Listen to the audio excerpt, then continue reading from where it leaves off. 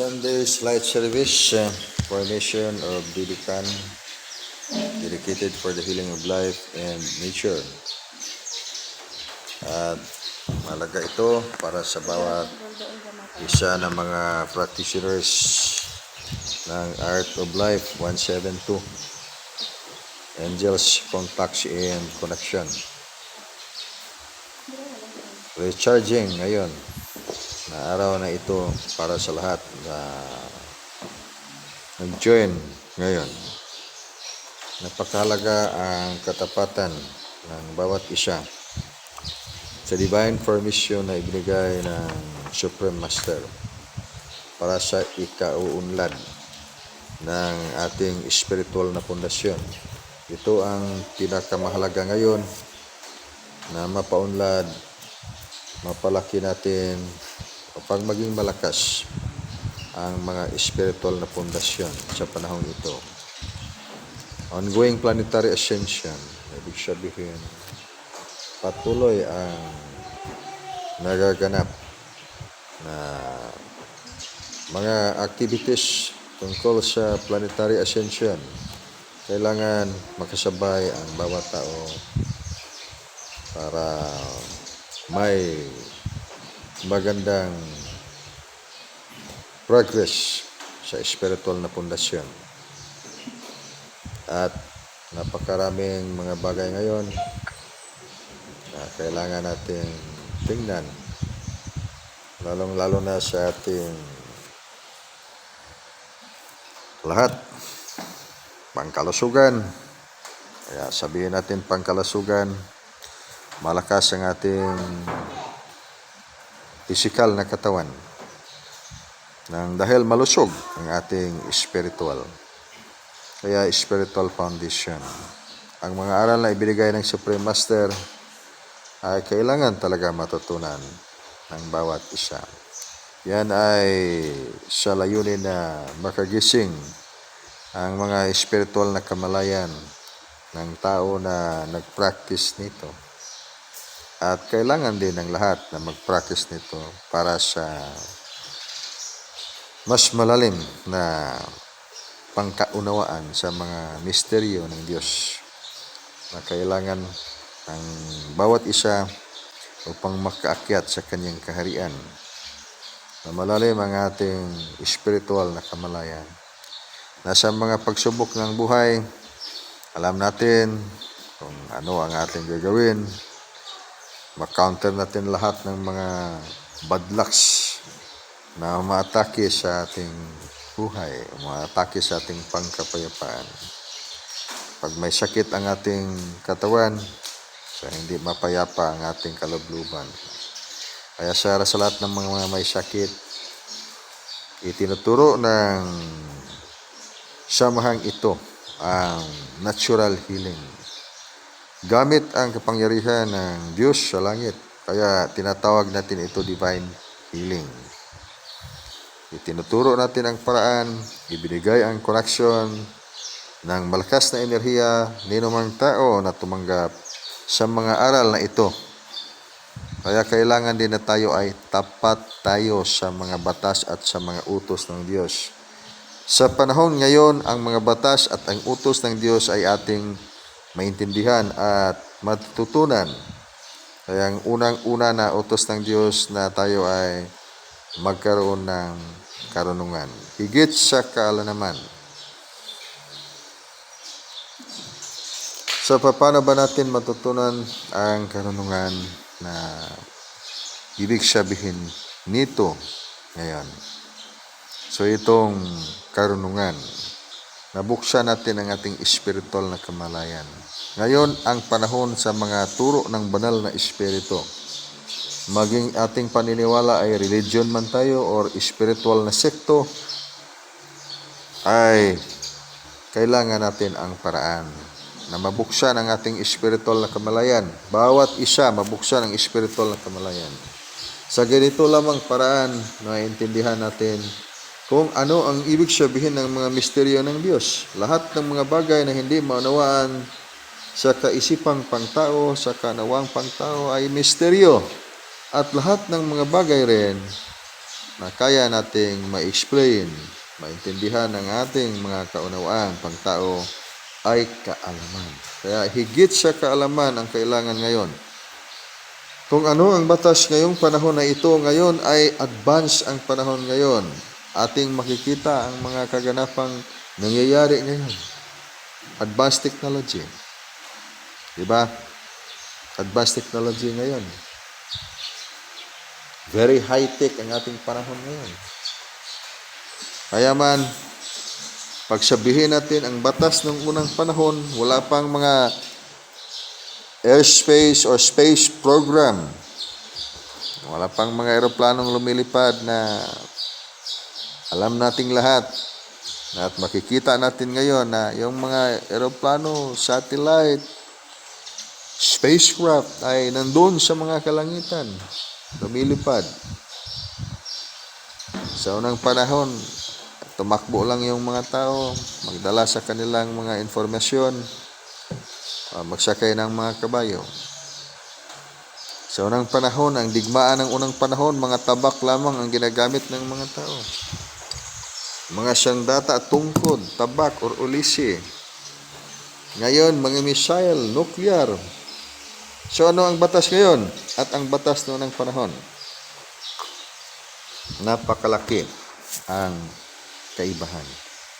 Kaya, sino bang tao dito sa mundo na makasunod sa mga batas ng Diyos at sa mga utos ng Diyos kung wala ang kanyang karunungan? Hindi niya tinanggap. Kaya ini-advance na ng Diyos sa langit.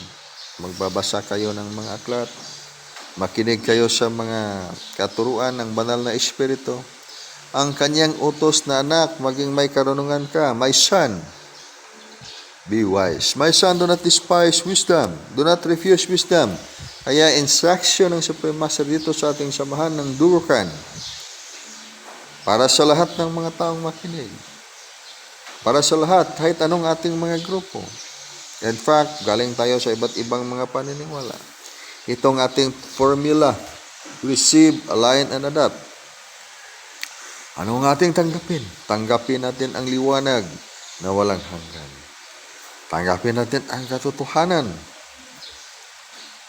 sa mga misteryo ng Diyos na kailangan natin maunawaan, lalong-lalo na sa panahon ngayon.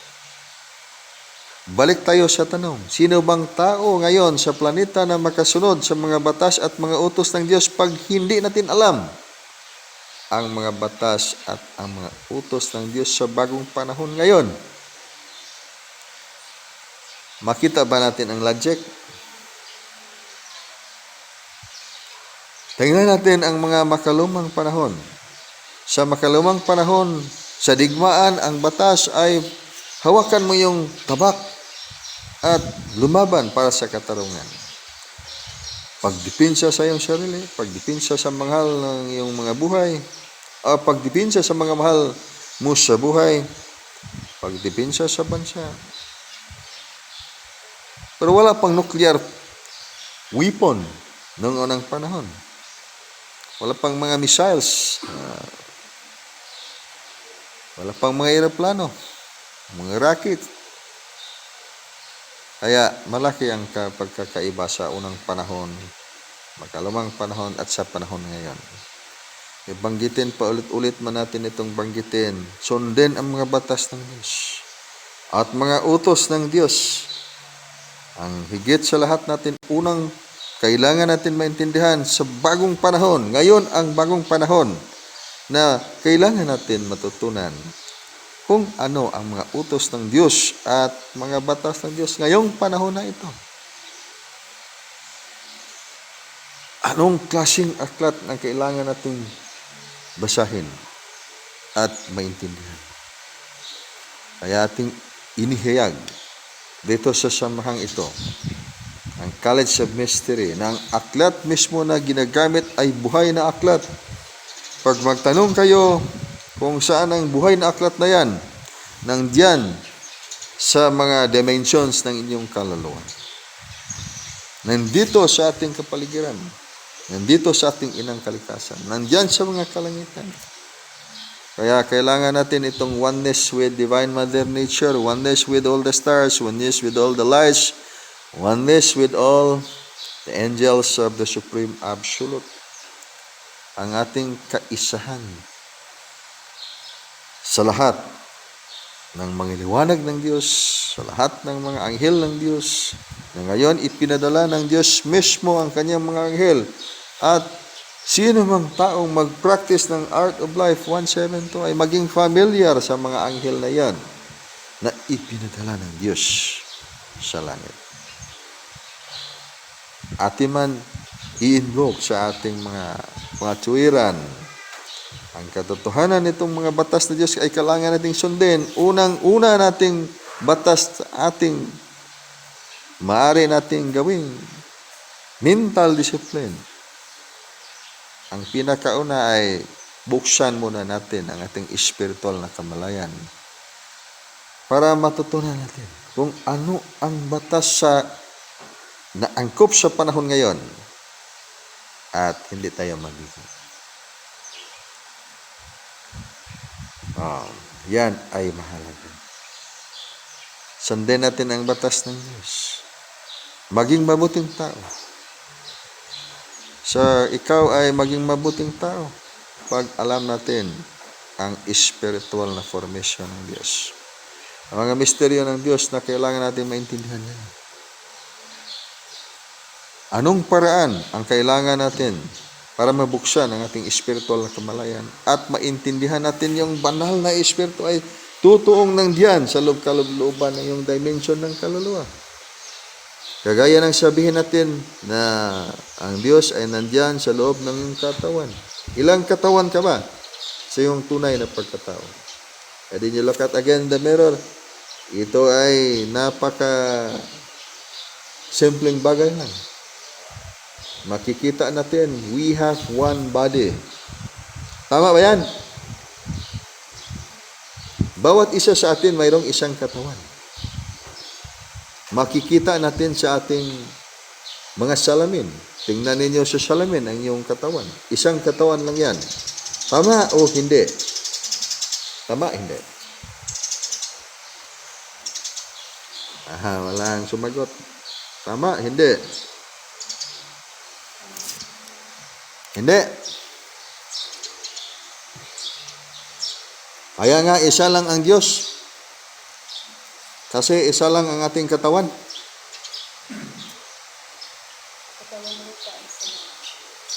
Yan. Katawang lupa ay isa lang. Pero maraming katawan ang kaluluwa. Kaya sabihin natin, kung ang Diyos ay nandyan sa kalooban ng iyong physical na katawan, saan tumira ang iyong kaluluwa?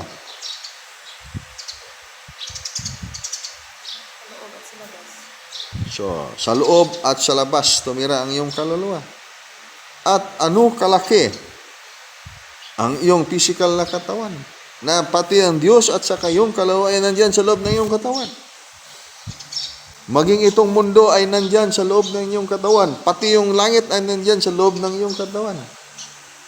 And there's no reason why na hindi dyan, then nandun, nandyan, ang langit sa iyong physical na katawan. Pagsabihin natin, ang Diyos ay nandyan sa iyong katawan.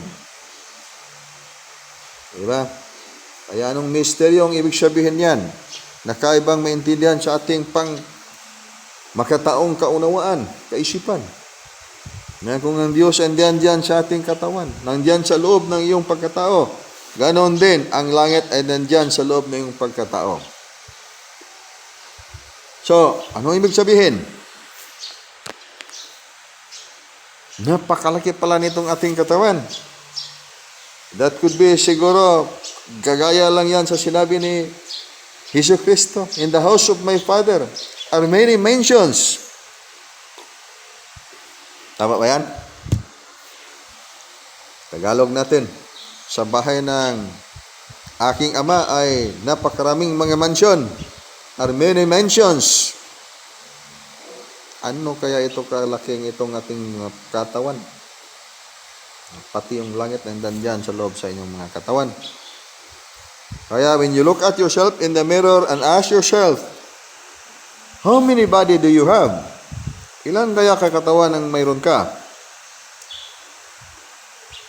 Matutunan ba niyan ang sagot na yan at ang tumpak o tama o tumpak o wasong sagot na yan sa tanong na yan pag hindi natin alam?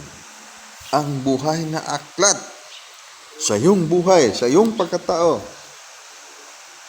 Ang buhay na aklat sa ating inang kalikasan.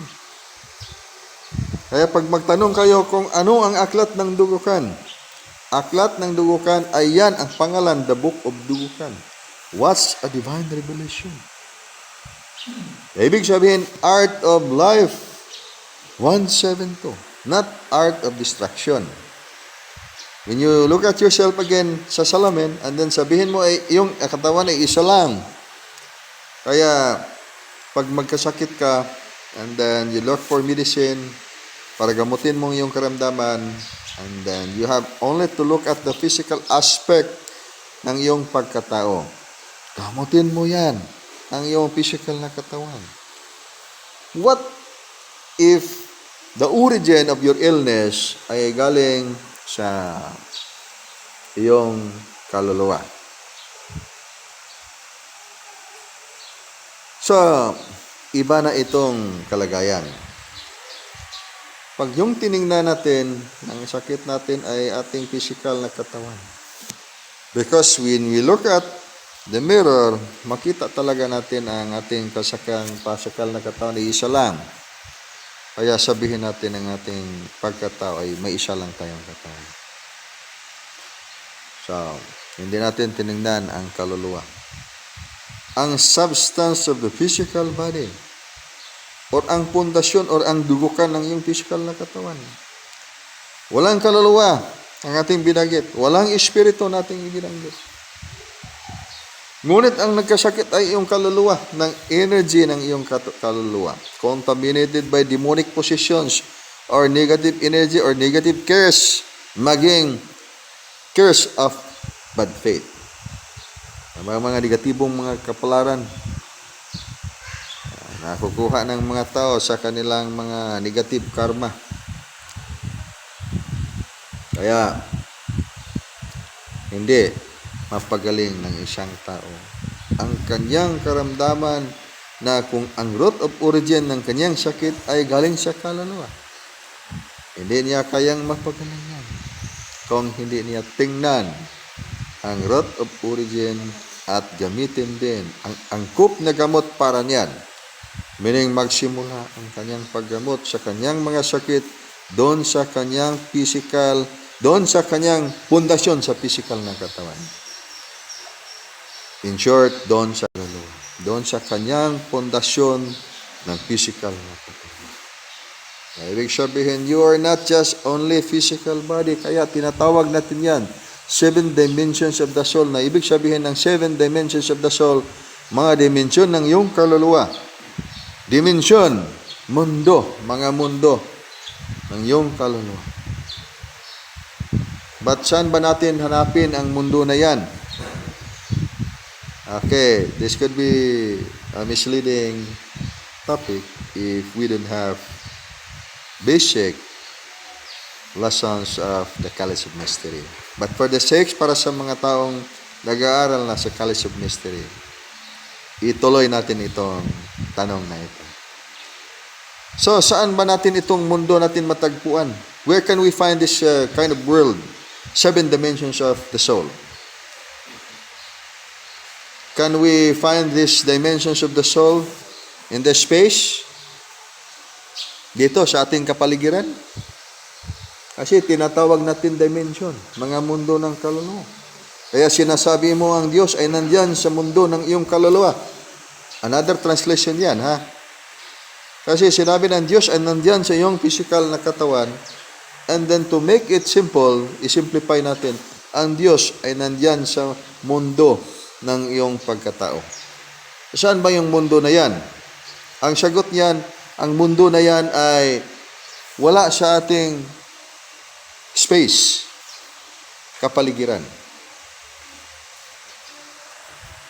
So saan ba natin yan mahahanap? With the world. That world, you cannot find that world in this space. Because this space is within that world. Nakuha natin?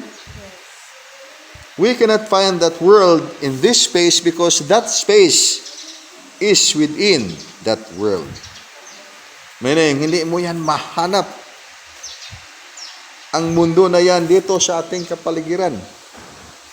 Diyan sa iyong pagkatao sa kapaligiran because ang space ay nandyan sa loob ng mundo na yan.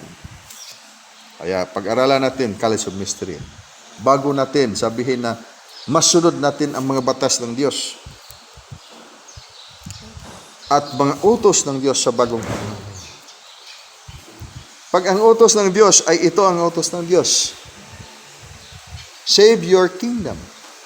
And the big question is, where is your kingdom? Protect your kingdom. What do you mean by saving the kingdom? Translation, by use of wisdom. Alam ba ninyo yung ibig sabihin ng protect your kingdom? In the first place, you have to look at your kingdom. You have to know where is your kingdom. And you will know your kingdom, that is your kingdom, when you know your kingdom. Alam ba ninyo yung inyong kingdom, kaharian ba? Kaharian. Kansi kayo sa akin. Ako nagsalita at tanghali na ngayon, di ba? Tanghalian na ngayon. So, dapat na tayong kumain. Kayo ay makinig. Ang iyong mga kaluluwa ay kumakain. Ako ay nagsasalita. Kumakain ang aking kaluluwa, pati din ang aking physical na katawan ay kumakain. So, this could be the thing that we should know. Kailangan natin matutunan ito. Alam natin ang mga bagay na ito ay hindi madaling matutunan pag hindi tayo practice ng spiritual foundation.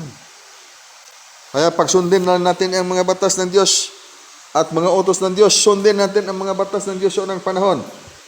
Masunod ba natin ang mga batas sa Diyos ngayong panahon na itong panahon na yon? Pag ang ibig sabihin, sinugo kayo ng Diyos, protect your kingdom. Sinasabi natin, the physical body is the temple of God. Tama? Tama ba? May kasabihan, di ba? The physical body is the temple of God. Ayan. Ito ba? Kinukumplito ha? Living temple of God. Buhay na templo ng Diyos. Kaya templo pala ng Diyos itong physical nating katawan. Kaya sinabi ng Diyos, protect your temple of God. Utos ba yan? Hindi. Mababasa ba ninyo yan sa lumang batas? Mababasa ba? Isa namang nagbasa ng Biblia. Nababasa? Mababasa rin? Okay. Protect your temple of God. But kailangan protection na yung temple of God. Okay. May bababasa tayo na protect your kingdom of God. If that is your temple of God, your physical body, and then the God is within you, so you have the world within you. Tama? You have the world within you, and that world will be your kingdom, and you must protect that kingdom. So, maging kautosan. By the light of the wisdom of the Supreme Infinite, maging kautosan yan, you have to protect your kingdom because that kingdom is there as all residing. Maging kautosan ng Diyos yan. Sa liwanag ng karunungan ng Diyos, ng iyong kingdom na yan ay iyong tahanan ng Diyos at tahanan ng iyong kaluluwa. Ngunit pag hindi mo alam ang kautosan na yan, paano mo ba maprotektahan ang iyong sariling mundo, ang iyong sariling kingdom o kaharian nang diyan sa iyong pagkatao? So, hindi natin na mababasa sa mga batas na nasusulat sa ating mga lumang aklat. Kaya, mababasa lang yan sa aklat ng buhay nang diyan sa inyong mga katawan. So, paano natin maprotektahan pag hindi natin alam ang katotohanan sa bagay na ito? Kaya mayroong cleansing, di ba? In the word purification, how would you purify? Paano ba kayo maka-purify? Cleansing ng inyong mga kaluluwa. Pag hindi ninyo alam, na yung kaluluwa na yan ay isang mundo at maraming mundo ng Diyos. Kaya ang Diyos ay nandyan sa mundo ng iyong pagkatao. Papasukin ang Diyos sa inyong mga kaluluwa. Kaya sinabi ng Diyos, kung sino man diringgin nino man itong aking tinig, siya ay papasok at kakain kasalo niya. At ang magtatagumpay ay bibigyan niya ng karapatan umupo katabi sa kanya, tulad niya na nagtagumpay din at nakaupo katabi ng kanyang ama sa kanyang trono. That is the word. Verse yan, ha? Dito tayo sa hindi verse. Ito na ngayon ang aking binanggit. Ang Diyos ay nandyan sa mundo ng iyong kaluluwa. Kasi yung pinapasok, napakalaki para itong mundo ng mga tao. And the next question would be, how big would that kingdom? How big would that world? So, alamin natin. 7 dimensions of the soul. Ano na beyond dimensions of the soul? Ang lahat na yan ay kailangan mabuksan ang iyong spiritual na kamalayan. At ang divine guidance ngayon ng Supreme Master, mag-aral kayo ng art of life. Walang kahit sino mang tao dito sa balat ng lupa, sa balat ng dagat, sa balat ng kalawakan, maging sa mga bituin, sa ibang mga planeta na hindi kailangan ang liwanag ng Diyos na makuha ni numang tao na mag-practice ng art of life. 172. Pag mag-practice kayo ng art of distraction, that is blinding ignorance and various other human weakness. Kasi human weakness ang tawag natin nang tayo ay mga tao. Pag alien ba tayo, so alien weakness. So, ibig sabihin ito ngayon, mayroong proseso sa paggising ng iyong spiritual na kamalayan. Pag religious pa tayo, ang translation nito ay kainin ninyo ang bunga ng punong kahoy na nagbibigay buhay. Huwag kakainin ang bunga ng punong kahoy na nagbibigay ng kalaman tungkol sa mabuti at sa masama. Ano ba ang kaibahan sa dalawang punong kahoy na yan? Unang punong kahoy nagbibigay ng kalaman. Yan ang pangalawang punong kahoy, bungang kahoy, punong kahoy na nagbibigay ng kalaman tungkol sa mabuti at masama. Ang unang kahoy ay nagbibigay ng buhay. Kaya, yung 11 dimensions of your soul, 11 psychic centers of your being, and that is the foundation of life. At tinatawag, you are a tree of life. Nandyan sa iyong gitna, sa gitna ng iyong pagkatao, ang punong kahoy na yan, na nagbibigay buhay. At nandyan dyan, sa gitna ng iyong pagkatao, ang punong kahoy nagbibigay ng karunungan, nagbibigay ng kalaman tungkol sa mabuti at sa masama. Ngunit, kailangan natin matutunan ang kahoy na yan na nagbibigay ng karunungan ng tao. Kahoy na nagbibigay ng buhay. So ngayon ang panahon na kailangan matutunan ng bawat isa ang kahalagahan sa mga aral ng College of Mystery. In particular, College of Mystery, itong itinuturo ngayon, Art of Life 172. Para ito sa lahat ng mga tao. Para sa lahat ng mga tao dito sa mundo, sa planeta, upang makapaghanda ng inyong mga sarili para makaakyat sa higher na dimension. Yung palaging binigas ng mga taong nagbabasa ng mga batas at mga banal na salita ng Diyos sa mga aklat. Nakaharian ng Diyos sa langit. Napang pagdating ng panahon, ikaw ay maligtas at gumagawa ka ng mabuti dahil sinunod mo ang mga batas ng Diyos. Atin lang inilarawan ngayon, ipinahayag kung ano ang mga batas at mga utos ng Diyos sa bagong panahon. Ito ngayon ang panahon na ang mga katuruan na itinuturo ang banal na Espiritu. And you are practicing Dogokan lessons na itinuturo ng Omni Supreme Absolute na inilarawan natin, the Spirit of Dogokan, or the force of the Spirit of the Supreme Infinite. At sinasabi ko rin ngayon, the ongoing planetary ascension. This is actually the theme. Ito ang pinaka-topic or tema natin ngayon. Ongoing planetary ascension. Itong ating mundo ba ay expanding ang lahat.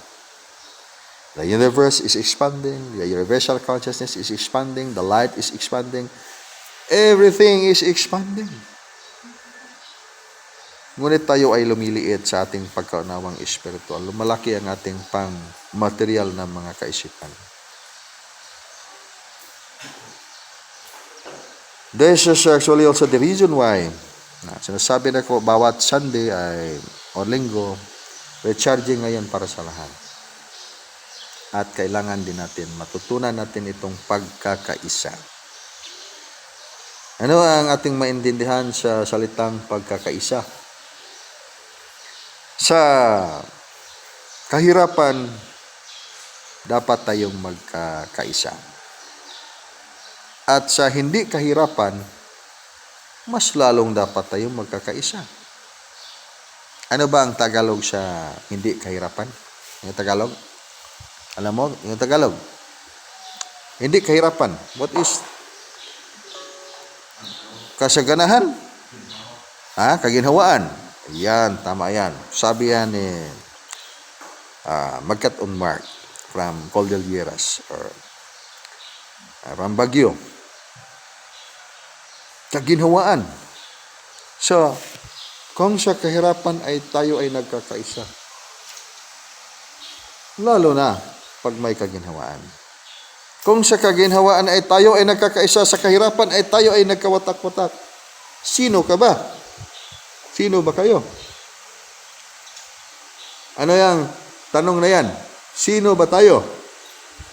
Kung sa panahon ng ating mga kahirapan sa ating bansa, tayo ay nagkawatak-watak, sugo ba na ng Diyos yan sa langit? Dahil sa ating paniniwala. Dahil sa ating paniniwala, tayo ay nagkawatak-watak. Yan ba ang bagong utos ng Diyos ngayon sa panahong ito? Ay tanong na lang yan, ha? And then, I do not answer that question. Yung mismo na tayo, bawat isa sa atin, tingnan natin kung ano ang tamang sagot niyan, gamit ang ating mga espiritual na kaalaman at karunungan. Kung tayo ay grupo tayong espiritual, sa panahon na may kahirapan, may crisis na nagaganap dito sa ating bansa, dito sa ating lugar, and then tayo ay nagkawatak-watak. Then sa panahon na may kaginhawaan, tayo ay nagkakaisa. Ang tanong ay, sino ba tayo? Sino ka ba? And then palagi natin i-invoke, ito ay ang ating kaligtasan. We are in the light. And we go to heaven because we are doing things right. And then siguro tama yan sa ating paniniwala. And then ako ay may pinuntahan. Marami akong pinuntahan ng mga lugar. Then pagdating ko doon, makiihi lang ay hindi tayo pinapasok kasi alam nila, ay ito ay hindi ito membro natin. Iba itong mga paniniwala. Baka ito, mahawaan tayo nilang mga paniniwala. Anong klaseng paniniwala nitong mga taong ito? Kaya bakit tayo ay may maraming mga takot sa ating sarili? Pag sinamahan talaga tayo ng Diyos, maligaw pa ba ang taong sinamahan ng Diyos?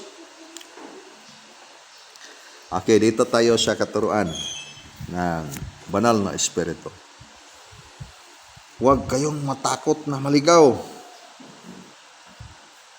Kasi hindi na kayo maligaw. Sinamahan kayo ng Diyos. May iba pa bang mundo liban dito sa ating mundo? Ginawa ng Diyos. Kaya nga, natutunan ninyo na marami palang mundo itong pagkatao natin. Sa iyong pagkatao mismo, you are 7 dimensions of the soul. And beyond that dimensions of the soul, another na mga dimension na beyond mind supremacy. Kaya saan ka pa pumunta yung sabihin mo na ikaw ay maligaw? Maligaw ka pa ba sa paniniwala? Na alam mo na yung kaharian ng Diyos mismo nandiyan sa iyong pagkatao. At beyond that meaning of that 7 dimensions of the soul, alam mo rin yun. Kaya wala ka ng pagkaligaw kasi alam mo na yun, sinamahan ka na ng Diyos. Kaya pag palagi tayong ikot-ikot sa ating mga salita, maraming mga takot sa ating sarili. Bakit tayo natatakot? Takot tayo na baka ma-invade pa itong grupo natin ng ibang grupo. Ay yan, wala tayong grupo. Wala na tayong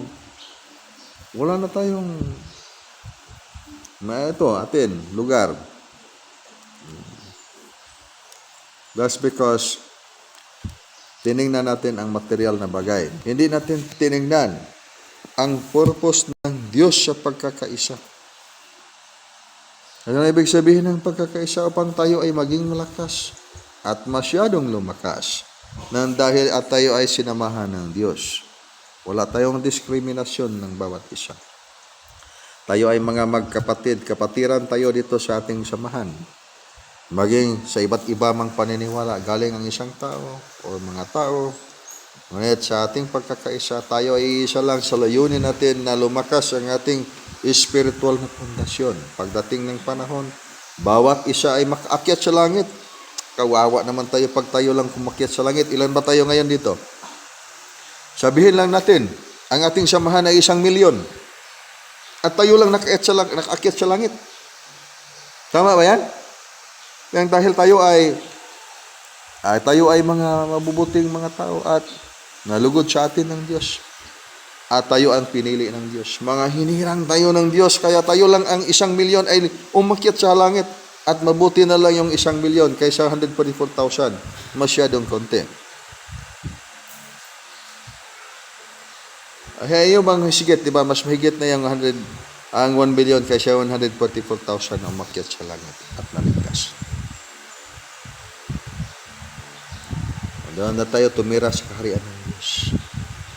Or naiwan tayo dito sa mundo. At ginawa natin itong mundo naging paraiso, paradise na itong mundo. Ito na ngayon ang buong religious, buong Jerusalem. Ito na ngayon ang Jerusalem. Ang ating lupang hinirang ay naging Jerusalem. Tama ba yan? And then 1,000,000 lang tayo katao. How many people now in this country? More than 100 million citizens. 119, 114, more or less 120 million citizens of this country. More or less, more than 100 million tayo ngayon. Kaya ngayon ay may pera lang tayo, ay maginhawa ang ating buhay. Sama-sama tayong lahat. Pagkahirapan ay iwan lang. Hindi natin alam pagsama-sama ba tayong lahat. Pag gusto tayong kumain ng mga masasarap na pagkain, ay okay. Madali lang. Kasi may mga production ang nangyayari ngayon.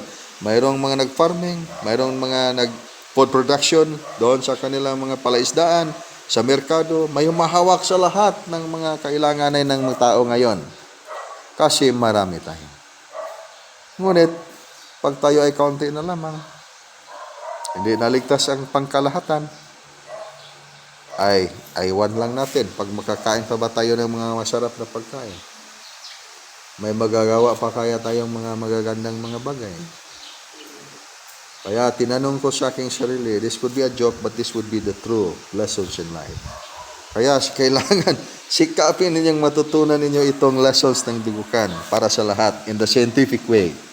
That's the meaning. The scientific way to see is to believe. There's no wrong in belief. Belief is always the part of the process of learning. Again, there's no wrong in belief. Belief is always part of the process of learning. Kaya kailangan tayo na may eksperyensya tayo niyan sa ating mga Panginoon. Dagdagan lang natin. Sikapin natin, matutunan natin itong conscious astral travel. And then we will try to go to the heavens. Puntahan natin yung langit. Yung mga skeptical people, medyo arrogante, sasabihin nila, May nakapunta ba sa langit at bumalik dito at sinasabi yung mga experience sila doon sa langit. Kaya pag tayo ay makinig din sa kanila, parang tayo ay totoo naman, walang nakapunta sa langit. At nagtisipay yan ang yung totoong mga nangyayari doon sa langit. Pero if you are doing your conscious astral travel, ang sagot yan ay karami-dami ng mga taong pumunta sa langit at bumalik during their astral travel experience. Ngunit ngayon nangyari na mayroong blinding ignorance. Napakaraming mga tao. There's nobody exempted in this. So long as, anyway, you are doing your conscious astral travel. Nandyan ka na sa mga araw na yan. Higit sa paniniwala. Palagi kang pumunta sa langit at bumalik sa panahon na gumising ang iyong physical na katawan. Balik ka sa iyong sarili na physical na katawan. Sa panahon na ikaw ay matutulog sa physical na katawan, doon pumunta ka doon sa langit. Kaya tinatawag yan astral dimension, astral world. Lalo na pag you are doing your conscious astral travel, advanced spiritual study.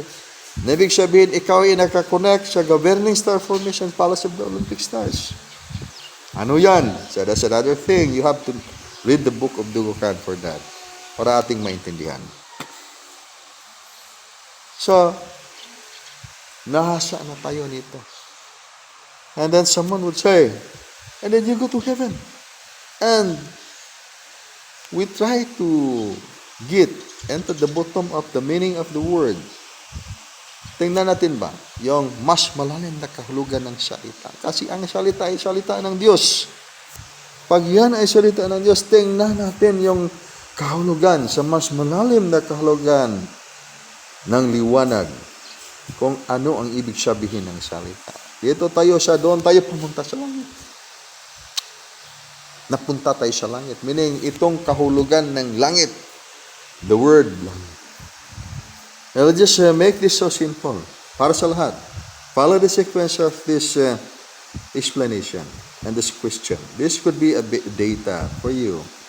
Para sa lahat na bigyan natin ng kasagutan kung ang misteryo ng ating buhay. Ako ay nakapunta sa langit. Tayo ay nakapunta sa langit. Pagbigyan natin ating mga sarili. Nobody will doubt us. We are good people. You are good people. It means to say na hindi tayo nagduda sa ating mga kapatiran. We are everyone here good people. Kaya pinapunta tayo ng Diyos sa langit. E doon tayo pumunta na tayo sa langit. The big question is, anong gagawin natin sa langit? Bakit tayo pumunta sa langit? Ito is pabalik-balik naman natin itong binigkas. Okay. Pumunta tayo sa langit. Na langit na tayo ngayon kasi pinagbigyan kasi ito ay tayo ay mga mabubuting tao. And then, sino mga singers dito? Sino yung kumanta? Lahat ba kayo ay marunong magkanta? Kasi when you are practicing Dugukan, no, we cannot assure na kayo ay marunong kumanta, everyone here. Kasi yung lesson natin sa Dugukan ay exercise. Kaya pag religion pa tayo, ang ating misa ay doon. Sayo-sayo lang exercise, art of life. So, mayroon tayong complete silence na ibig sabihin when you do your lessons of the art of life, you just do exercise, focus on your energy, centering yourself. Kaya hindi tayo kumakanta. And then pagbigyan lang natin, doon tayo sa langit, kumanta tayo lahat. And then kasi ito si Marcos McCoy ay marunong siya mag-gitar, marunong din mag-drum, inilagay siya sa drum. And then si Abdic Gerald inilagay sa gitar. Si Abdic Igmat Mario ay inilagay diyan siya sa trumpet kasi parang malakas ang kanyang hangin. And that could be forever na gagawin mo yan sa langit. Because that is your job in the heaven to worship and praise God. And then isang araw na tugtog mo doon, equivalent, earth count. Isang araw na tugtog mo doon sa inyong mga magandang mga worship songs. Then 2 araw, 3 araw.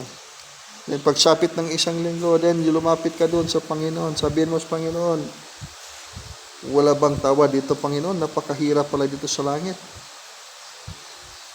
Kasi napapagod na ako dito sa pag-blow nitong aking trumpet at saka drum nitong aking mga instrumental at saka guitar at saka yung vocalist natin ay medyo wala ng tinig. And that could be forever doing mo na gagawin mo yun sa langit.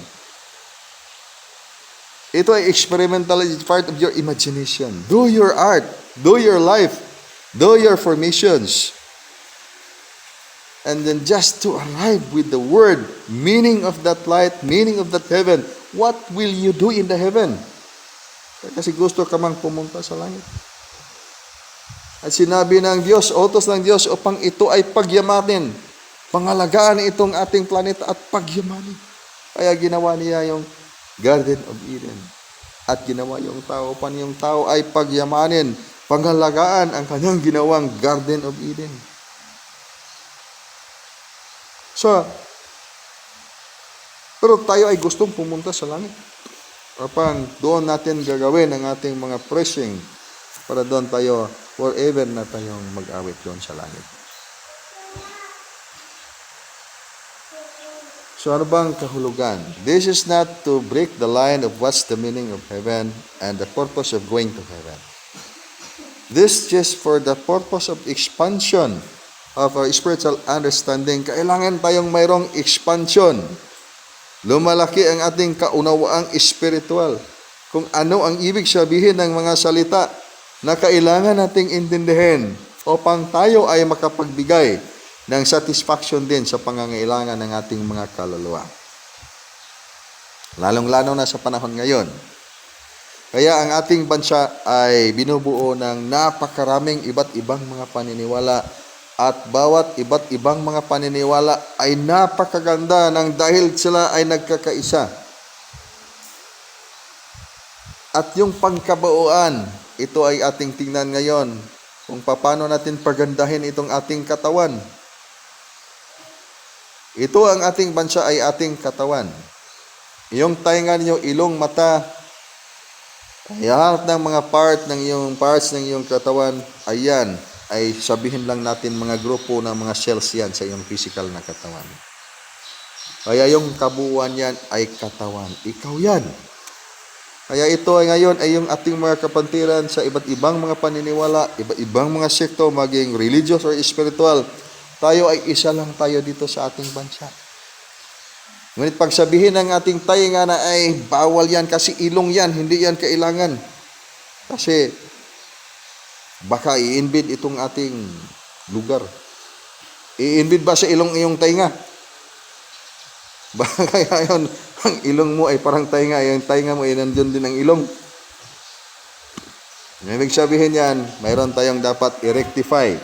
Mayroon tayong dapat ayusin sa ating mga pagkaintindi kung ano ang layunin ng Diyos sa langit para sa lahat ng mga tao, pati dito sa ating grupo. Lalong-lalo na dito sa ating bansa.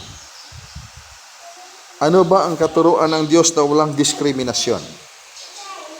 Mayroon bang katuruan ng Diyos na walang diskriminasyon? Okay, this one thing before we close this formation, this important thing. Mayroon bang katuruan ang Diyos na walang diskriminasyon? Mayroon. Okay, anong tawag na yan sa katuruan ng Diyos na walang diskriminasyon? Dito tayo sa moral values. Di ba, lahat ng mga paniniwala, this could be, you can rebuttal this word or statement if this is really wrong. Kahit sino, pwedeng magdebate tayo nito. Nitong katotohanan na ito. If your teaching is based on moral values, makaiwas ka ba sa diskriminasyon? Based on moral, no. Definitely. Nobody can be successful to go without discrimination when your teaching is rounding up with the moral values. Atong Bisayaon, para klaro kaya, aning moral values, asahay lang lisod pa ning Bisayaon ning moral values. Unsa may Bisaya yung moral values? Moral ba? Moral. Dungog. Pamatasan. Maayong pamatasan. Tama ba? Dungog. Dungog. Moralidad. Moralidad, murag Bisaya na pod, pero that's still English. Nya, gibutang dad. Mura po Bisaya, murag in English. Kaya very powerful itong Bisaya. But as the meaning is, sino bang tao? Sino bang makapangyarihan?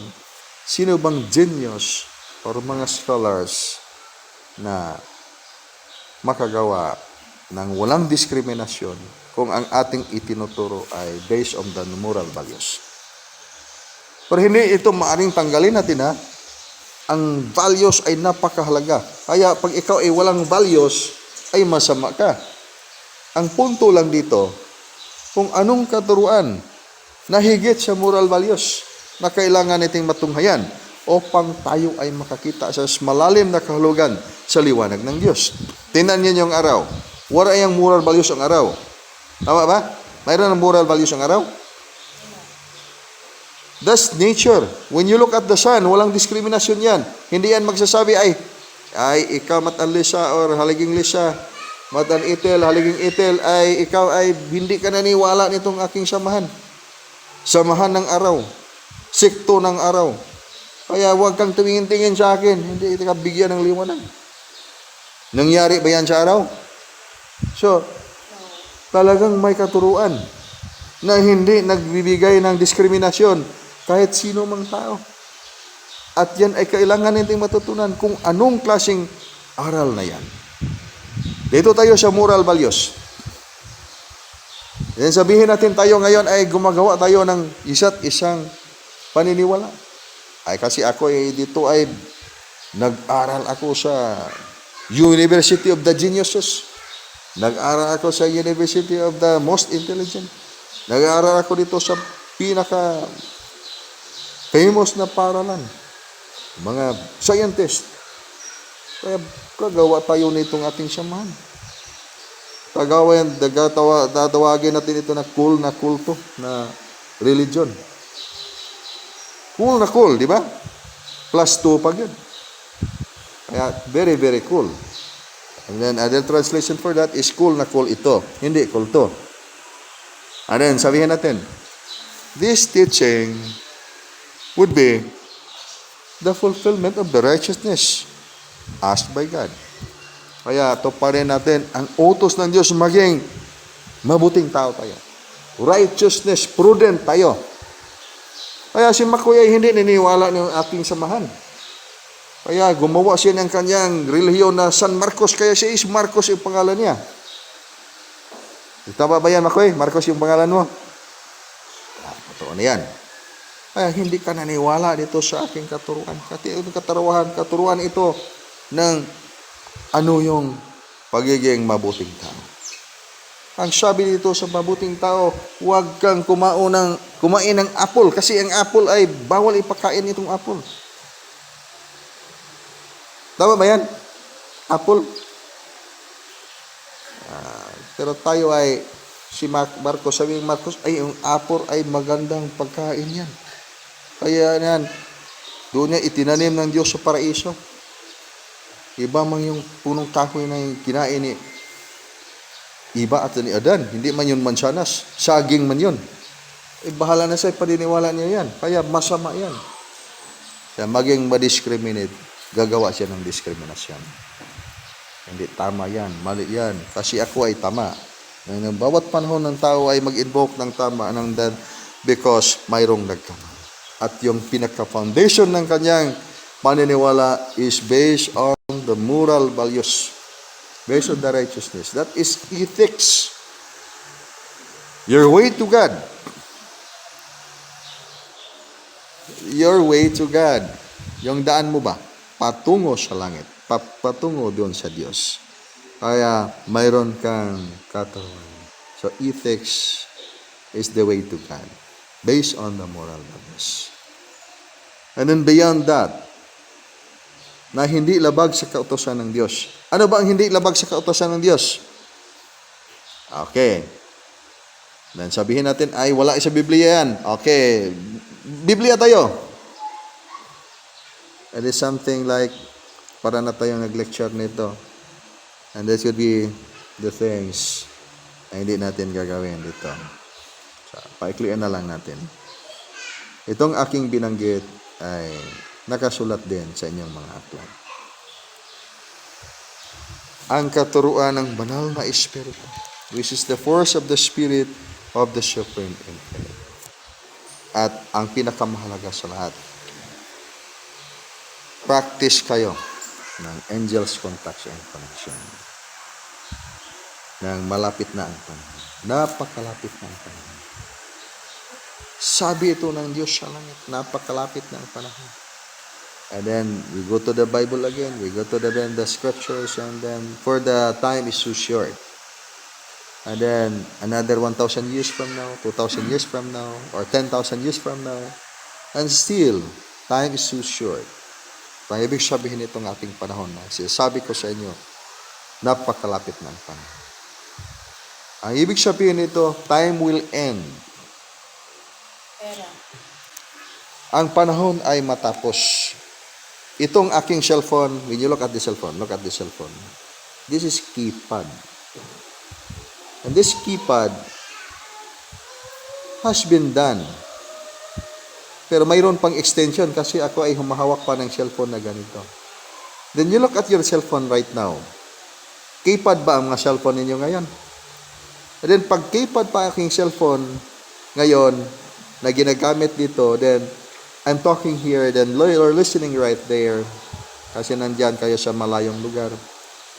And then, hindi ito magagawa ng keypad natin. Keypad cellphone. Keypad na ito cellphone ko. This is very high-tech. Kaya sabi ng aking anak na, palitan mo yung cellphone mo kasi keypad pa rin yan. Sabi ko, hindi na ito natin palitan. Itong cellphone ko ay very high-tech very high-tech tong cellphone natin. Oh, you look at the cellphone, mayroon isang picture. Oh, pwede tayo makakuha ng picture. Mayroon na, wala palang picture ito.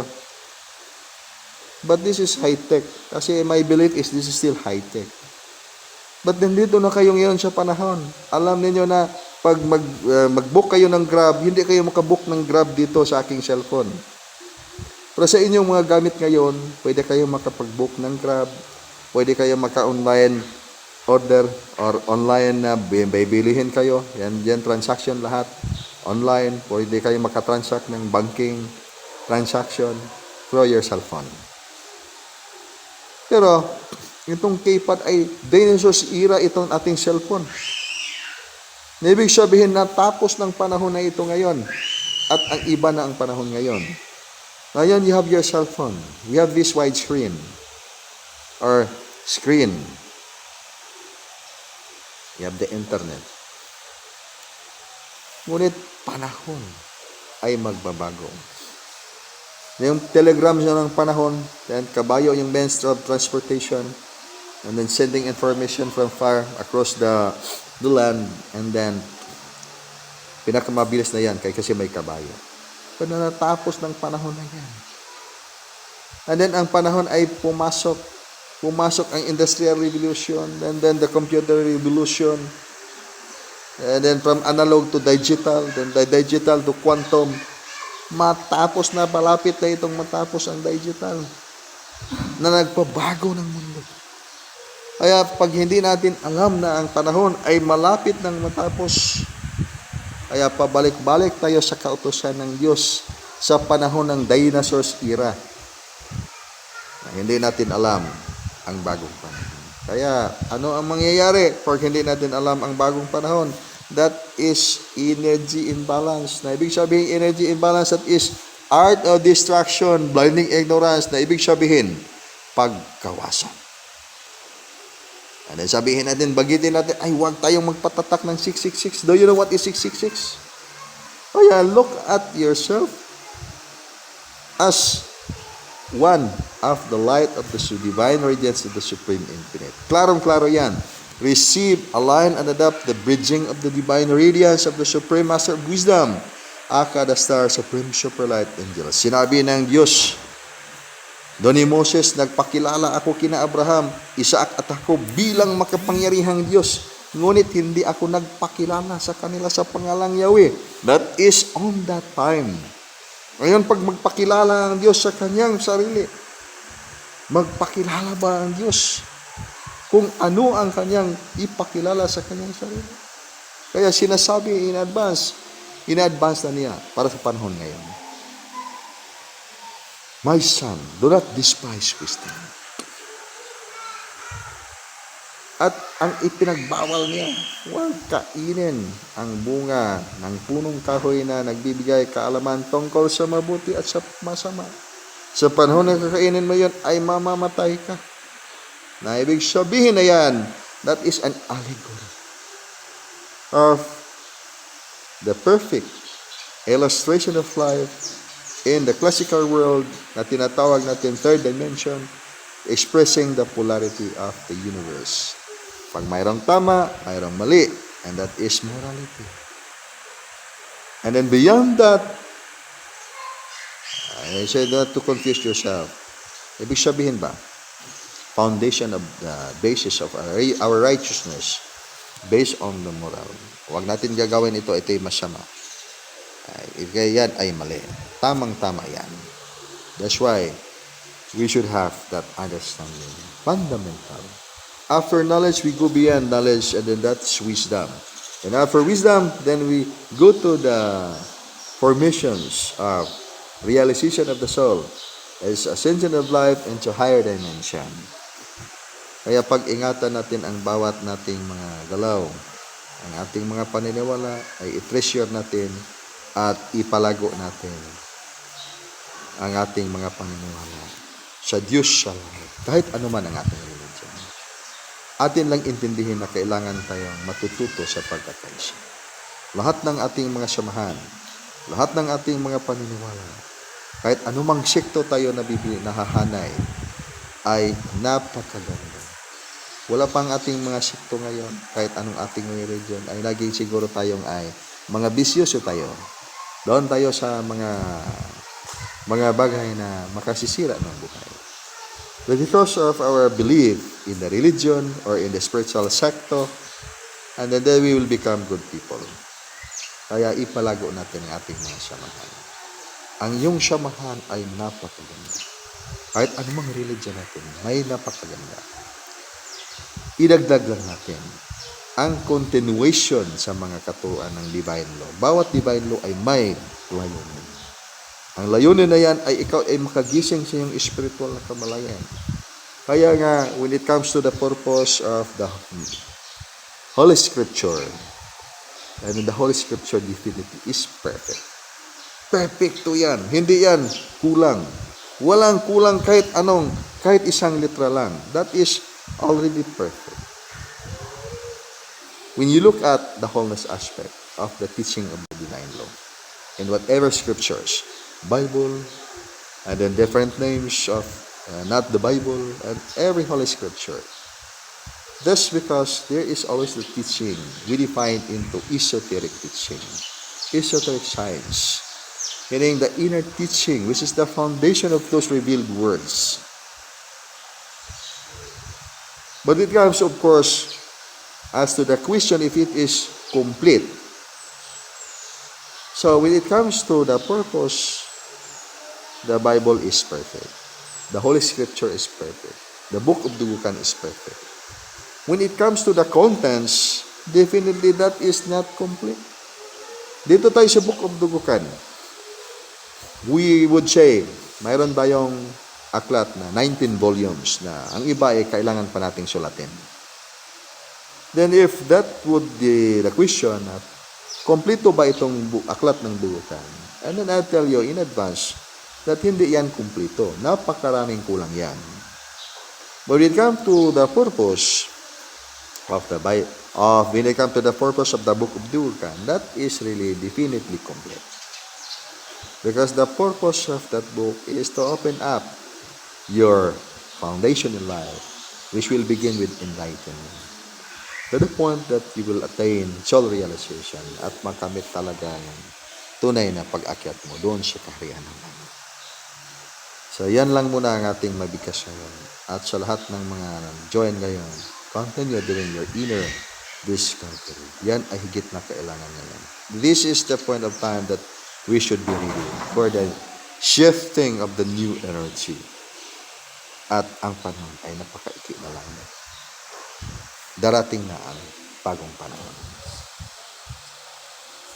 Pagbalaan sa kinabuhi at sa kinaiyahan. Ging.